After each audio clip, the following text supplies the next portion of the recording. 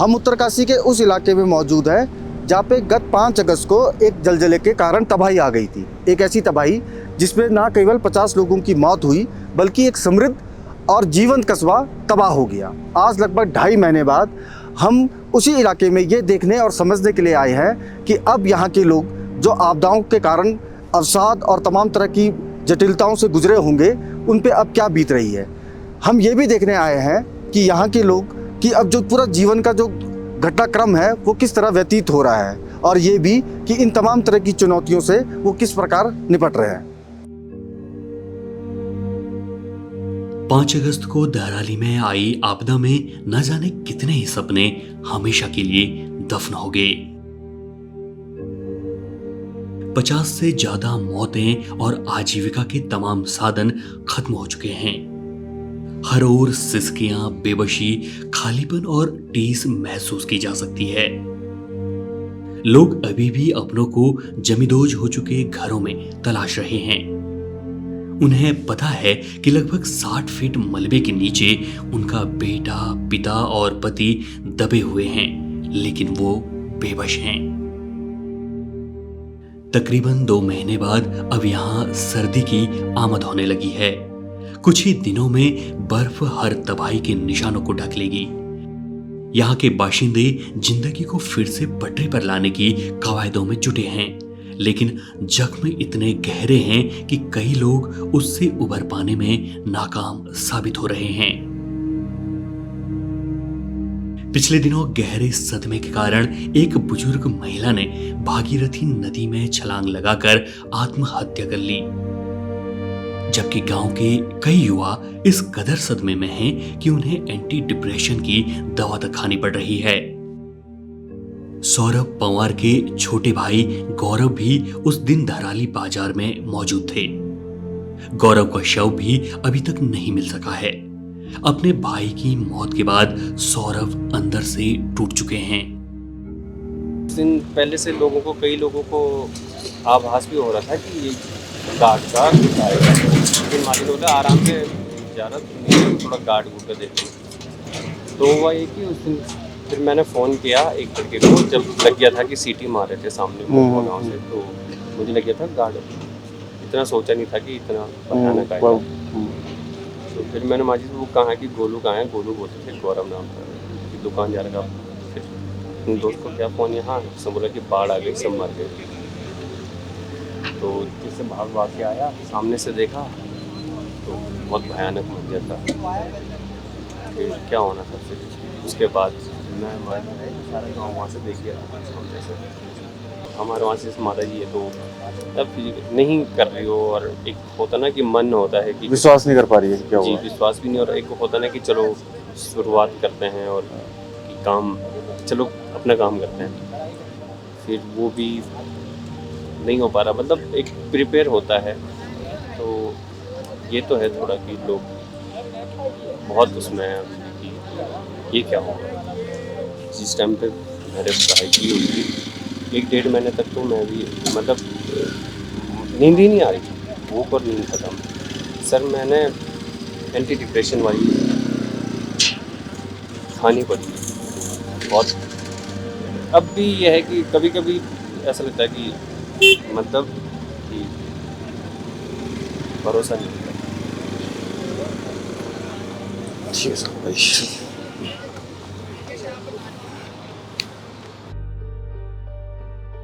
35 साल के प्रदीप का दुख असहनीय है। दहराली में प्रदीप का होटल, बगीचे और मकान सब कुछ था। पर्यटन में अच्छी संभावना को देखते हुए पिछले साल ही उन्होंने बैंक से फाइनेंस कर टैक्सी संचालन के लिए नई इनोवा कार भी खरीदी, लेकिन 5 अगस्त को ना उनकी कार बची और ना ही मकान, होटल और बगीचे। एक ही वक्त में सब कुछ तबाह हो गया। सरकार से जो 5 लाख रुपए भी मिले थे वो भी बैंक ने कार लोन के नाम पर अकाउंट से काट लिए। मां इन हालातों से जबरदस्त अवसाद में आ गई और कुछ ही दिन पहले उन्होंने भागीरथी नदी में आत्महत्या कर ली। हमारा यहाँ पे पूरा रोजगार यहाँ पे यहीं पे था पूरा ना, तो दुकान थी यहाँ पे। और मेरी गाड़ी भी ली थी मैंने पिछले साल, अच्छा। लोन लेके गाड़ी ली थी हाँ इनोवा क्रिस्टा, वो भी बह गई यही, हाँ। वो सारा दब गया। वो लोन चल ही रहा है अभी बैंक का। अच्छा। और बाकी बगीचा था, खेत था हमारे यहाँ, राजमा रोजमा सेब, मतलब सारा हाँ। आलू जो भी है हाँ। बाहर यही खेत था हमारा। हाँ। और यहाँ पे दुकान थी, एक ढाबा मेरा इधर था, अच्छा। वो सारे बह गए। वो कपड़े की दुकान थी मेरी। वो भी बह गई। हाँ। और उससे क्या हुआ कि फिर मेरे माता जी का भी वो हो गया, स्वर्गवास हो गया। वो ये मतलब ये देख के ना, ये चीज़ें देख के मतलब मेंटली वो हो गया। कैसे क्या हुआ? मतलब ये माहौल देख के ना, मतलब जो बाढ़ आई तो उससे वो हो गए, वो अवसाद में आ गई? हाँ अवसाद में आ गए, वो होपलेस हो गए। तो उन्होंने क्या मतलब? तो दिमाग में ज़्यादा ले ली ये बातें ना, हाँ। ये बाढ़ का ज़्यादा प्रभावित हो गए उससे, अच्छा। मेनली प्रॉब्लम हो गई थी। हाँ। फिर उनका जो है वो गंगा जी गए और गंगा जी उतरी, वो फिसल गए। अच्छा। अभी भी बैंक वालों को फ़ोन आ रखा था मेरे को, हाँ। वही किस्त जो खाते में पैसे थे वो भी उन्होंने माइनस कर दिए, रखा था 80-90 हज़ार रुपये माइनस चले गया था, हर महीने जा ही रहा है।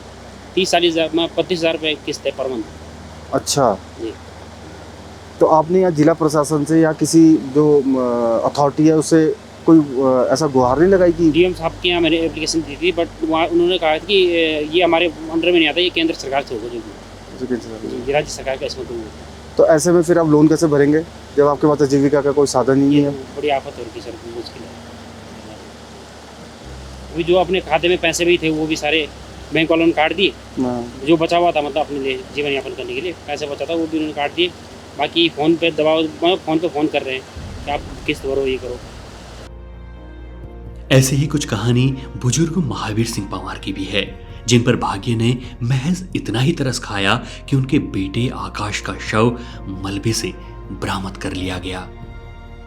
कुछ नहीं है। अब जो भी मैंने पिछली बार जो साल भर हुआ था, मैंने नया मकान बनवाया था यहाँ पे, ये सारा बह गया। मैं पुराना मकान तो था, ये साल बगल में बनवाया था, ये सारा मतलब क्या 6 भाइयों में था हमारा कमाई में था, मतलब पुराना मकान वो सारा चले गया।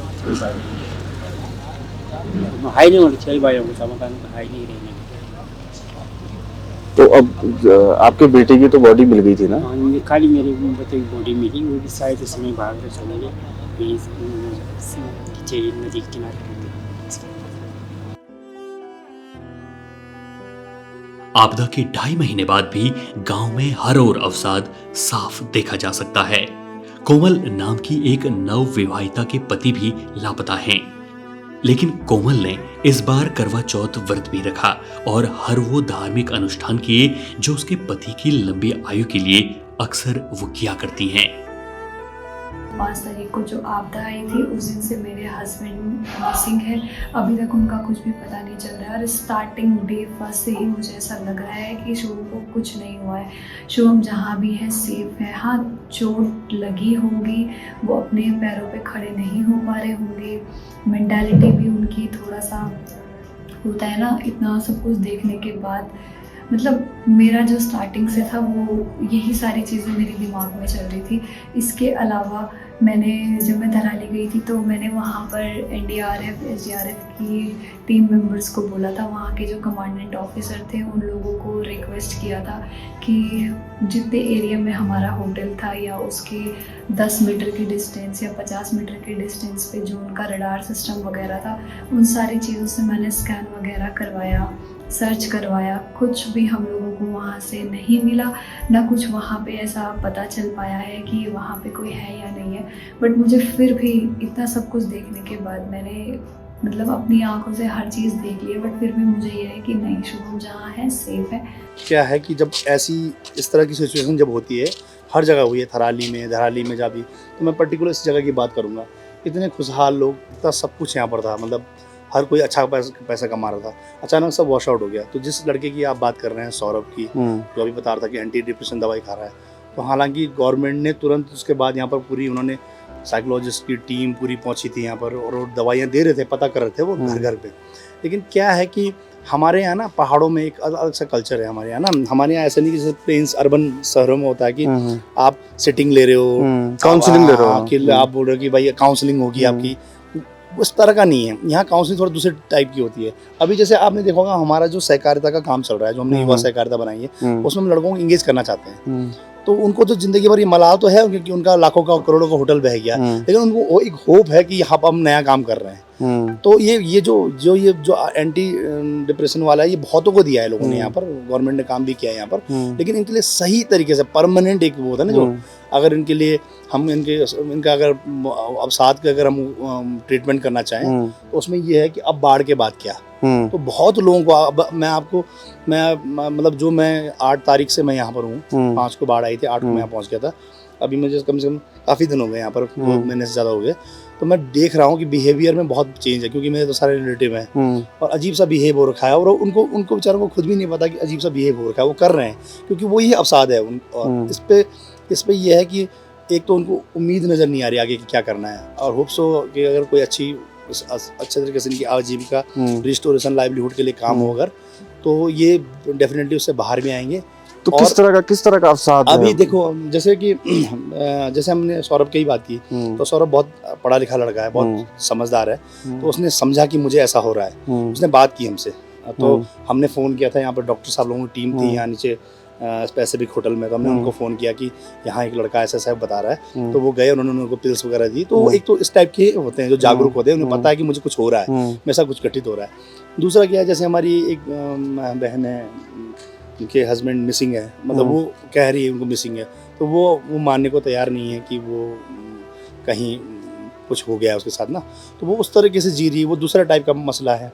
एक हमारे अभी सुनने में आया कि किसी हमारी मामी जी हैं, उनका वो किस अवसाद की वजह से हुआ, क्या वो भी बार बार बोलती रहती थी कि हमारा सब कुछ चला गया। तो ऐसे बहुत सारे लोग हैं यहाँ, घर घर में लोग बात नहीं करना चाहते हैं। दरअसल में ना इसको एक टैबू के तौर पे देखा जाता है ना, किसी ने बता दिया कि सुसाइड भी किया है। हाँ, ऐसा सुनने में आ रहा है, शायद उनके जो फैमिली वगैरह हैं वो बता पाएंगे कि एक्चुअल बात क्या है। मेरे ख्याल से उनकी पूजा भी है। तो हमारे समाज में ना इन चीज़ों जैसे बीमारियों के बारे में बात करना ना बहुत ख़राब माना जाता है, टैबू माना जाता है कि यार दूसरे को ना पता चल जाए। तो पता नहीं कितने लोग होंगे जो इस तरह से जूझ रहे हैं, और अब इनको किस तरह से ये होंगे, ये बहुत बड़ी समस्या बनने वाली है अगले साल, क्योंकि अभी तक तो ये व्यस्त रहे सेब के काम में, आपदा के राशन इन्होंने लिए हैं, और अपने रिहैब का जो काम चल रहा है, इसमें सारा ये इनका दिमाग ऑक्यूपाई रहा है। जब दिमाग पूरी तरह से, अब जब ये जाएंगे विंटर में नीचे खाली हो जाएगा बिल्कुल, तब अवसाद का लेवल मेरे ख्याल से मुझे लग रहा है कि शायद बहुत ऊपर जाएगा अप्रैल से, जब और जब ये लौटेंगे बाद में ना, जब आएंगे देखेंगे यहाँ कुछ भी नहीं है करने के लिए, तो बहुत स्थिति गंभीर हो सकती है। धराली में हर ओर सैकड़ों दर्द भरी कहानियां बिखरी पड़ी हैं। किसी ने अपना खोया है तो किसी ने सब कुछ। कभी देवदारों के शानदार नक्काशीदार घरों में रहने वाले धराली के आपदा पीड़ितों में कोई अपने रिश्तेदारों के यहाँ रह रहा है, तो कोई अस्थायी टेंट में। सबकी अपनी अपनी पीड़ाएं हैं।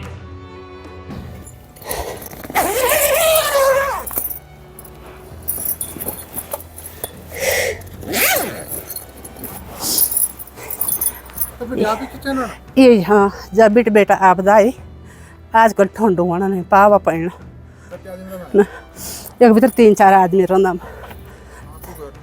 पूर्व घर कुछ भी ना हमारा घर को देख सकता, कच्चे न बची घर को हमारा धन सुकर जो हम आप बचेगा।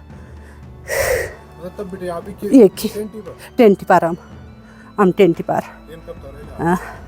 अब हम उत्तरकाशीरंद किराया में उत्तरकाशीरंद तो हमने तय सोचना कि अमूल जनी बाणंद हाल फिर अमूल ताई रणल ताई थोड़ा आश्रो मिल्यो चाहिए, छत मिल्यो चाहिए, कब ताई रण मिल बारिश या होने लगी, एक बर्फ गिरना हुआ अब देख सकते सब लोग। कुछ ना बेटा हमारा रोजगार रो पहले तय बेरोजगारी पहले जन की छत छनते हमारा रणल ताई, तो करोना में अपनी खेती बाड़ी करोना तो खाने अब क्या कर सकते हम। ये हमारा पुराना घर था। अच्छा। ये 4 मंजिला है। ऊपर हमारा किचन है। किचन था, फिर बीच में फिर नीचे जो नीचे का फ्लोर था उसमें गाय गुई रहती थी। अच्छा। स्टोर गाय एक तरफ स्टोर रहता था। तो कौन था उस दिन घर पे? उस दिन तो ससुर जी थे, मेरे बड़े ससुर, सास थी, मैं थी, बाकी जो हमारा दूसरा परिवार है पीछे से रहा, ये हमारी जो भाई बहन थी। तो आपका क्या क्या नुकसान हुआ उस हमारा तो लगभग A to Z सारा ही हुआ। अच्छा, बगीचे थे और क्या था? बगीचा था, बगीचों में टावर लगे हुए थे, खेती बाड़ी थी, सब्जी उत्पादन करते थे। मैं समूह से जुड़ी थी, कृषि विभाग से, जो कृषि विभाग का जो वो है उसके उनके द्वारा जो उत्पाद बनाया जाता है। उत्पाद जो होता है ना, औषधीय पौधा, सघन औषधीय पौधा, वो हमारे बगीचे में मतलब कम से कम 4 नाले पे उसकी पैदावार होती थी और सब्जी उत्पादन भी करते थे। अच्छा।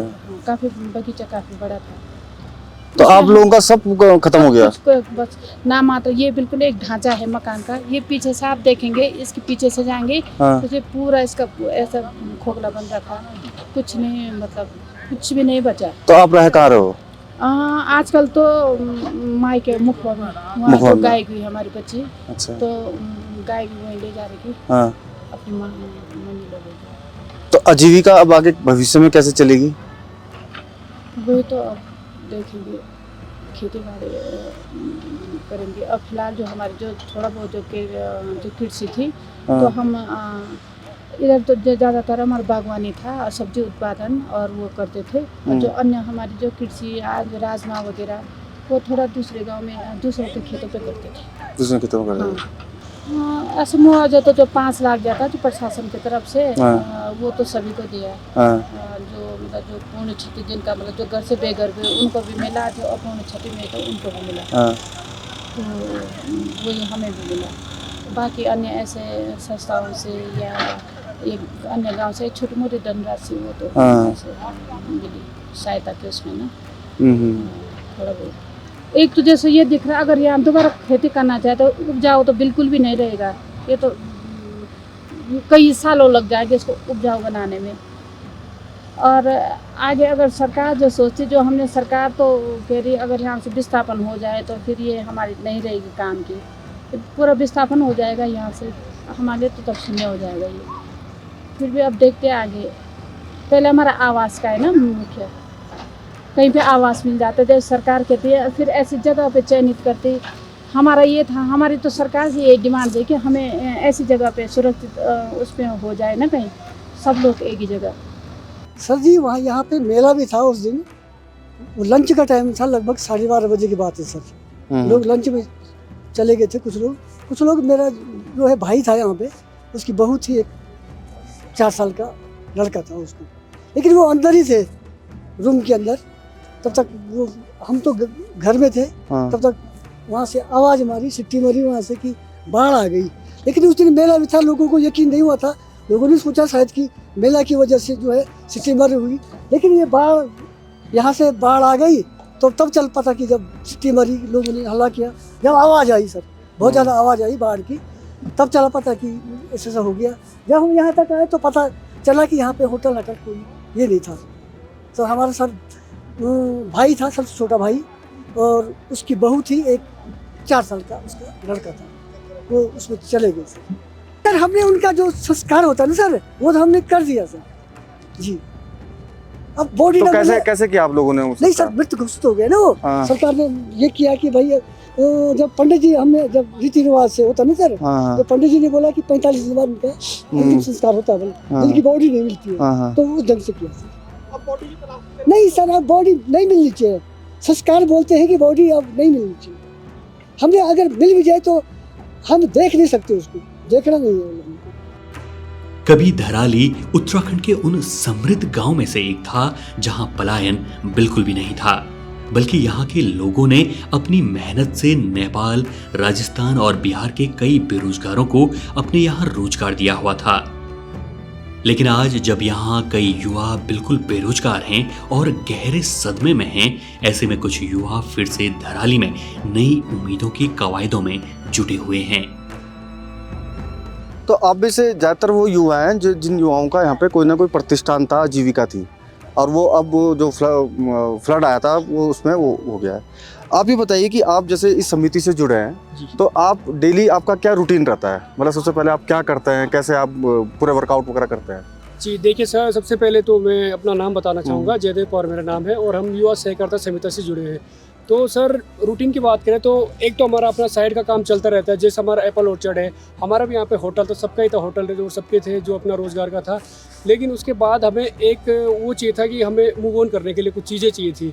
तो हमने एक मीटिंग कर दी सभी युवाओं ने कि यहाँ पे एक ऐसी चीज़ें बनाई जाए, ऐसा शेल्टर या फिर कुछ फील्ड ग्राउंड बनाया जाए जिसमें हम अपने एप्पल प्रोसेसिंग का भी काम करना हम चाह रहे हैं उसके लिए। और ग्रेडिंग मशीन जो भी हमने यहाँ पे मंगवाया है तो सबसे पहले हमें फंड की ज़रूरत थी सर, और एक संस्था की ज़रूरत थी। तो जड़ी संस्था का हम बहुत बहुत थैंकफुल है कि उन्होंने हमारा सहयोग दिया। तो अभी फ़िलहाल हमारा सर काम ये है कि हमारी ग्रेडिंग मशीन लग चुकी है, और फिलहाल सेब की ग्रेडिंग भी हुई थी 1-2 दिन, अभी सबका काम खत्म हो चुका है। तो फिलहाल कंटिन्यू है, अभी शेल्टर का काम चल रहा है सर। तो फिलहाल फोकस स्ट्रक्चर बनाने पे है, और इसके बाद जैसे ही ये तैयार हो जाता है तो हम अपना जो है कोई लड़का यहाँ पे दुकान भी खोलेगा, एडवेंचर के सामान हमने रखने हैं, तो उस चीज़ के लिए हमें जगह चाहिए थी। पूरा मार्केट तो ख़त्म है, रखने के लिए कहीं जगह नहीं है। तो ये शेल्टर मिल चुका है, यहाँ पे हम अभी अपने सामान भी रखेंगे, और जितने भी लोगों, जितने गांव के सार्वजनिक है सर ना एक से कम से, तो सभी लोगों की हेल्प हो रही है। अभी भी आप देख रहे हो तो पीछे काम भी कंटिन्यू चल ही रहा है। तो बस ये है कि हमें एक बेस मिल गया है जैसे स्टार्टअप के लिए भी। सबसे पहले तो अभी तो फिलहाल तो स्टार्टअप करने की ज़रूरत है, चाहे कोई भी युवा हो।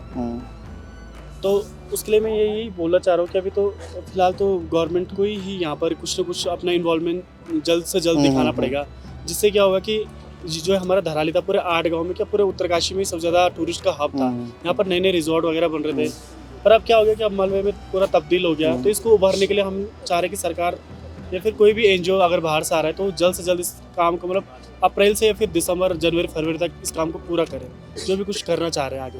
जो आप ये पूरी हर्सिल वैली आप देख सकते हैं, मतलब इसमें 8 गांव हैं इस पूरी, और ये गांव भी यहाँ पे मतलब जो प्राइमरी सोर्स ऑफ इनकम है सर वो एप्पल है। और एप्पल से सर अगर आप देखें, मतलब अगर आप मतलब यूएस जैसी कंट्रीज में देखें तो बहुत सारे प्रोडक्ट बनते हैं। फिर वो एप्पल साइडर हो, एप्पल विनेगर हो, आपका एप्पल चिप्स हो, आपका एप्पल बटर हो, ऐसे बहुत सारे प्रोडक्ट बनते हैं जिनका मतलब मार्केट में बहुत अच्छा रेट है। तो सर हम चाहते हैं कि हम यहाँ पे एक फ्रूट प्रोसेसिंग यूनिट खोले, जिससे हम मतलब एप्पल से बने हुए प्रोडक्ट्स बनाएं। एप्पल ही नहीं, मतलब और भी यहाँ पे फूल भी, मतलब जो गुलाब का फूल है, मतलब लोग लगाते हैं यहाँ पे, फूल भी बहुत सारे होते हैं। तो फूल से हम अगरबत्तियाँ, उसके अलावा मतलब जो पहाड़ी नमक की जो एक बात आती है, हम चाहते हैं कि पहाड़ी नमक भी यहाँ से बनाएं, और यहाँ का पहाड़ी नमक जो बाहर जाए, यहाँ के मतलब जो इंडिजीनियस जो प्रोडक्ट है वो यहाँ से बाहर जाए, मतलब लोगों को मिले यहाँ का लोकल जो प्रोडक्ट है। और इससे सर हमारी मतलब कोशिश ये है कि जितनी भी यहाँ की महिलाएं हैं, क्योंकि अब जैसे आप देख सकते हैं यहाँ पे फिलहाल तो मतलब रोजगार का जो साधन है वो खत्म हो गया है। बगीचे भी बहुत सारे लोगों के गए हैं, कुछ लोग राजमा उगाते थे, खेत भी तबाह हो गए हैं। तो मतलब जो महिलाएं हैं वो इस काम से जुड़ेंगी, मतलब जब हम लगाएंगे प्रोसेसिंग यूनिट। तो अभी आप लोगों का वो प्रोसेस में है, मतलब कॉन्सेप्ट के तौर में आप ऐसा करना चाह रहे हैं? अभी हमारे पास मतलब रिसोर्सेस आए ही नहीं है सर। बेसिकली जो ये समिति एक प्लेटफॉर्म प्रोवाइड करेगी लोगों को, जो कुछ भी बेचना चाहे या फिर कोई बाहर से लोग आ रहे हो इन्वेस्ट करे, तो ये मतलब एक प्लेटफॉर्म है उनके लिए। तो यहाँ से फिर लोग जैसे कुछ भी बेचे, कोई मशरूम उगाया, हनी उगाया, कुछ भी उगाया, तो एक प्लेटफॉर्म मिलेगा उन्हें, ताकि यहाँ से लोगों को मतलब एक सर्व कर पाए। वरना अगर ये नहीं होता तो मतलब ये तो एरिया पूरा मतलब वैनिश ही हो गया था। लोगों ने सीधा मतलब यहाँ से गंगोत्री जाना था और गंगोत्री से उत्तरकाशी। तो ये बेसिकली एक प्लेटफॉर्म उनके लिए मिलेगा कि ताकि वो आए, रुके, लोगों को देखे, मतलब इन्होंने क्या सर्व कर पाए लोगों में। तो बेसिकली ये बहुत अच्छा प्लेटफॉर्म है। तो हमारी कोशिश वही है सर कि धीरे धीरे करके हम मतलब वापस पटरी पे आए सर, और हम होप करते हैं सर कि ये होगा, मतलब हेल्प मिलेगी हमें बाहर से, जो मिल भी रही है। बस यही कहना चाहते हैं। अक्टूबर महीने के बाद जब चारधाम यात्रा का समापन हो जाता है, धराली वालों के सेब बिक जाते हैं, तो गांव वाले उत्तरकाशी के अपने दूसरे घरों की तरफ शीतकालीन प्रवास के लिए चले जाते हैं। लेकिन इस बार लोगों को इस बात की टीस है कि जब अप्रैल में फिर से बर्फ पिघलना शुरू होगी और वो मूल घर धराली की तरफ कूच करेंगे, तो मलबे से ढके उनके घर और बगीचे देखकर शायद वो फिर से टूट जाएंगे, क्योंकि अब न उनके पास उनका व्यापार है और न ही सेब के बगीचे। अभी तक जो होटल व्यवसायी हैं सबसे ज़्यादा परेशान हुए कि सरकार ने अभी तक उनके लिए कोई पॉलिसी नहीं बनाई है। उनको मिलेगा क्या मिलेगा तो क्या मिलेगा, नहीं मिलेगा तो क्यों नहीं मिलेगा। अभी तक 3 महीने में सरकार यही नहीं बता पाई है कि हम देंगे क्या तुम्हें। जितने भी यहाँ पे होटल थे 121 की शायद सरकार ने लिस्ट बनाई है। 121 की? हाँ, शायद मैंने सुना कि 121 लोगों की लिस्ट बनाई है, लेकिन उनको अभी यही पता नहीं कि हमें मिलेगा क्या। विस्थापन मिलेगा या पैसा मिलेगा, ज़मीन मिलेगी, बन के मिलेगा, कुछ पता ही नहीं अभी तक पहुँच। चाहे घर है, हमें 5-5 लाख चेक तो दे दिया सरकार ने, लेकिन अभी तक हमें ये नहीं पता है कि तुम्हारा विस्थापन होगा, कि यहीं पे बनाए के तुम्हें घर मिलेंगे या आगे पैसा मिलेगा, नहीं मिलेगा, कुछ भी नहीं बता पा रही सरकार। और जिला प्रशासन ये बोलता है कि हमने कैबिनेट सरकार को फाइल भेज रखी है, अब कैबिनेट की बैठक होगी तब जाके कोई बात। तो 3 महीने में अभी तक कैबिनेट की बैठक नहीं हो पाई है कि इतने बड़े मुद्दे पर, जो जिससे लोगों के घर परिवार सबका मुद्दा जुड़ा है।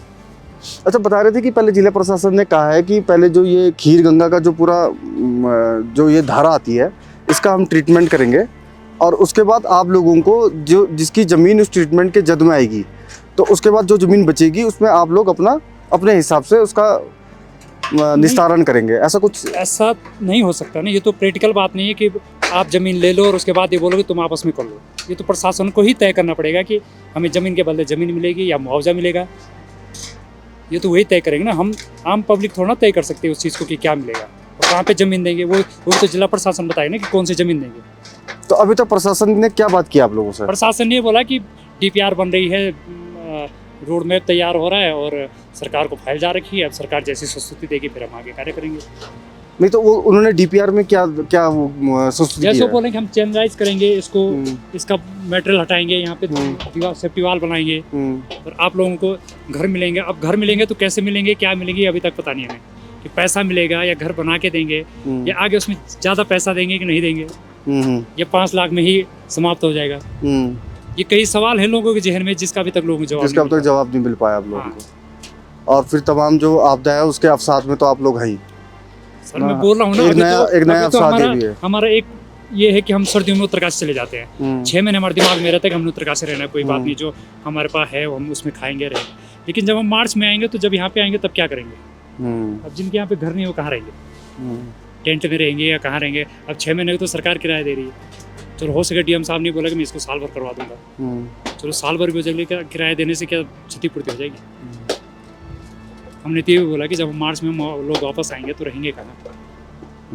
अभी तो चलो मैं अपने चाचा के घर रहा या कभी दादी के घर गया, कभी दोस्त के घर गया रहा, लेकिन जब मेरी फैमिली मार्च अप्रैल में अपने बच्चों को लेके आऊँगा तो मैं किसी घर थोड़ा ना जा सकता।